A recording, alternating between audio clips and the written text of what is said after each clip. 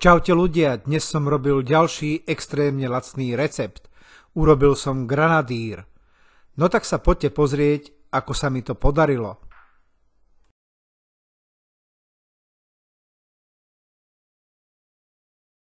Zemiaky uvarené v šupke som nechal vychladnúť a ošúpal som ich.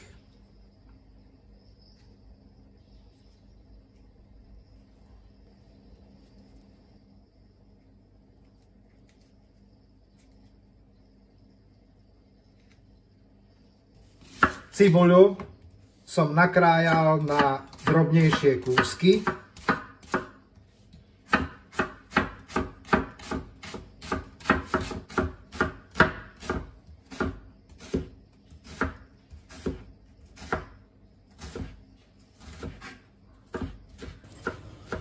V hrnci som nechal zovrieť vodu, ktorú som trochu osolil.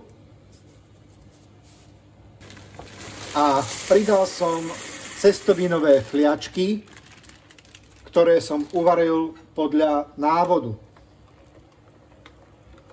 Ošúpané zemiaky som nakrájal na drobnejšie kúsky.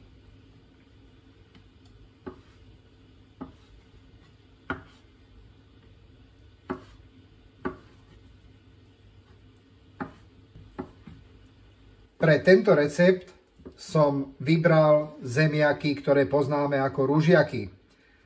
Sú vhodnejšie, lebo po uvarení sa veľmi nerozpadávajú.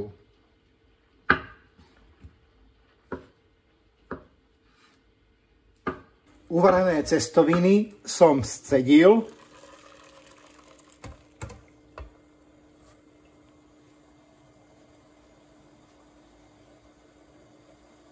V druhom hrnci som nechal rozohriať trochu repkového oleja.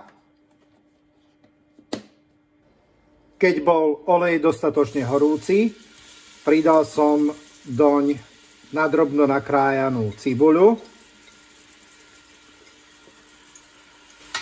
Cibuľu som nechal orestovať do sklovita.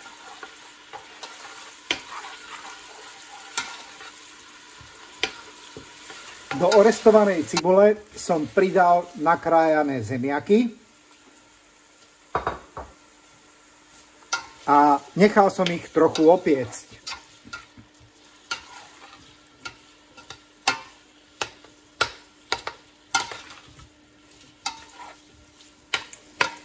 Zemiaky som osolil. Okorenil čerstvo namletým korením 4 farieb.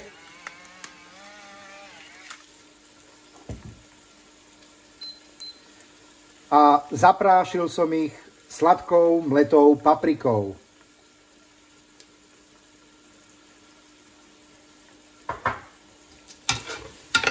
Papriku stačí možno nejakých 30-40 sekúnd so zemiakmi orestovať.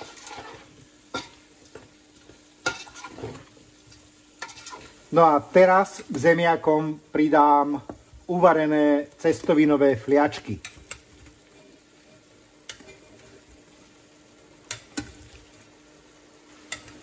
A fliačky so zemiakmi som spolu dôkladne premiešal.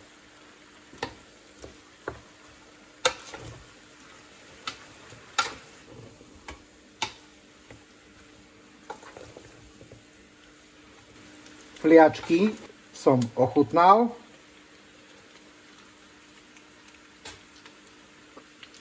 Sú výborné, ale ešte mi tam chýba trochu soli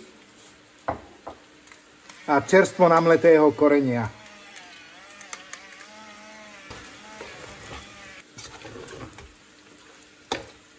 Takže ešte raz ochutnám, aby som zistil, či je toto pravé orechové.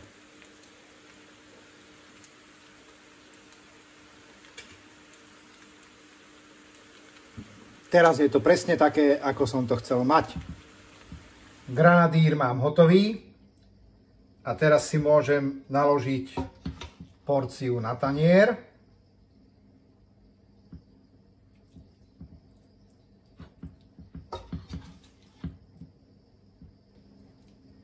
A ako prílohu ku granadíru si môžete dať, dajme tomu, kyslé uhorky. Ak sa rozhodnete urobiť granadír podľa tohto videa, dajte mi prosím vedieť, ako sa vám podaril. No a nakoniec, ako vždy, vám zaželám už iba dobrú chuť.